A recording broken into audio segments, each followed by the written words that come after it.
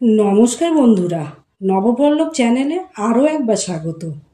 বন্ধুরা, আমাদের এই বাগানের গাছে জল দেওয়াটা কিন্তু একটি সাধারণ বিষয়, পরিচিত বিষয়, আবার অপরিহার্য বিষয়।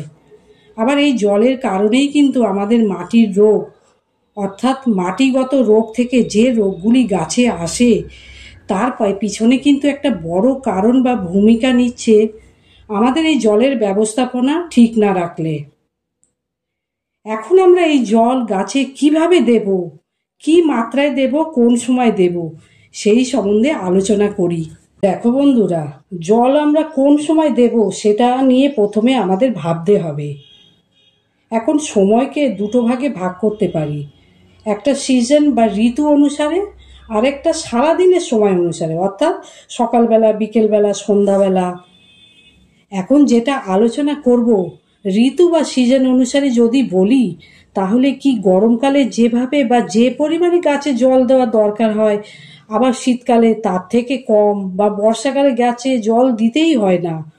অর্থাৎ সিজন অনুসারে আমরা গাছে জল দিয়ে থাকি।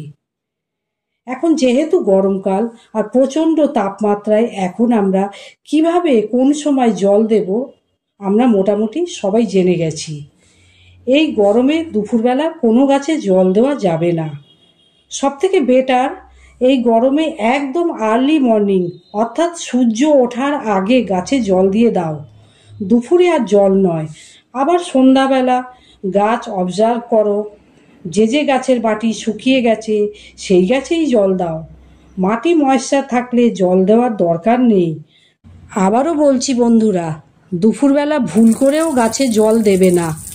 দুপুরবেলা দেখলে গাছ ঝিমিয়ে গেছে, ভাবলে জল দিয়ে দিই, না, একদম নয়। কারণ দুপুরবেলা গাছ ও টবের মাটি প্রচণ্ড হিট হয়ে থাকে, তার উপর জল দিলে গাছের শিকড়ের ক্ষতি হয়ে যাবে, ফলে গাছটি মারাও যেতে পারে, অর্থাৎ রুট ড্যামেজের ফলে গাছ মারা যাবে।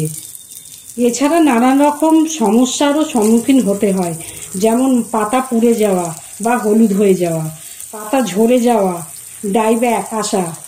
সেই জন্য দুপুরবেলা জল দেওয়া একদম অ্যাভয়েড করো।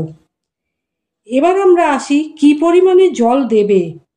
দেখো, পরিমাণ নির্ভর করে গাছের হাইট, বয়স, গাছ কীরকম পাত্রে আছে, প্লাস গাছের মাটিটা কি অবস্থায় আছে সেইগুলির উপর। চলো এবার দেখে নিই আমরা কোন ধরনের গাছে কীরকম জল প্রয়োগ করব। এখানে দেখো, বিভিন্ন গাছ বিভিন্ন সাইজের পাত্রে রয়েছে, ভালো করে লক্ষ্য করো। কোনোটা 12 ইঞ্চি বালতি, কোনোটা 10 ইঞ্চি টবে, কোনোটা আবার ক্রেটে, আবার কোনোটা 6 ইঞ্চি 8 ইঞ্চি টবে। এইভাবে সাইজ অনুসারে টবের মাটি যদি দেখো এই রকম শুকিয়ে যায়, আঙুল দিলেও ভেতরে যায় না, অর্থাৎ এই রকম শক্ত হয়ে যায়, তখন ভরপুর জল দিয়ে দাও।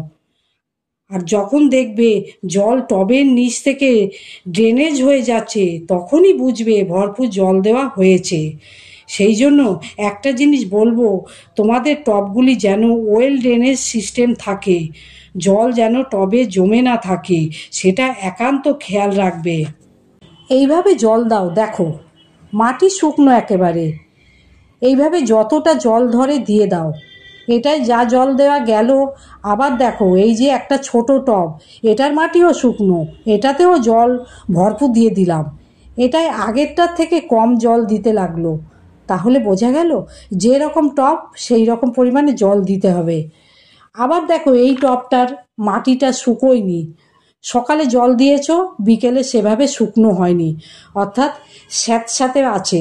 সেক্ষেত্রে কি করবে, আগের মতো ভরপুর জল দেবে না, সামান্য জল দেবে প্রয়োজন হলে, অর্থাৎ মাটি চেক করে তবেই জল দেবে। এইভাবে গরমকালে জল মেইনটেন করো, কোনো অসুবিধা হবে না। ছোট গাছের মাটি স্যাঁতস্যাঁতে থাকলে কখনো ওভার ওয়াটারিং করবে না। বড় গাছ একটু জল বেশি হলেও সারভাইভ করতে পারে, কিন্তু ছোট গাছ দুর্বল হয়ে যাবে ও রুট ড্যামেজ হয়ে যাবে। ছোট চারা হলে সকালে অল্প জল দেবে, বিকেলে মাটি ময়েশ্চার থাকলে একদম জল দেবে না। আমাদের যে গাছের পাতা পোড়া, ঝরে যাওয়া ইত্যাদি সমস্যাগুলি দেখতে পাই, সবই কিন্তু এই মাটি থেকে হয়ে থাকে। যখন মাটি ওভার ওয়াটারিং হয়, তখনই মাটি রোগগ্রস্ত হয়। মাটিতে ফাঙ্গাস লাগে, ফলে গাছের উপর এফেক্ট পড়ে। এইভাবে জলের ব্যাপারটা ঠিকঠাক বুঝে করো, তবেই তোমাদের বাগানের প্রত্যেকটা গাছ সুন্দর, সতেজ ও প্রাণবন্ত থাকবে। আজ এই পর্যন্ত। ভিডিওটা ভালো লাগলে একটা লাইক করো। দেখা হবে আবার পরের ভিডিওয়ে। ধন্যবাদ।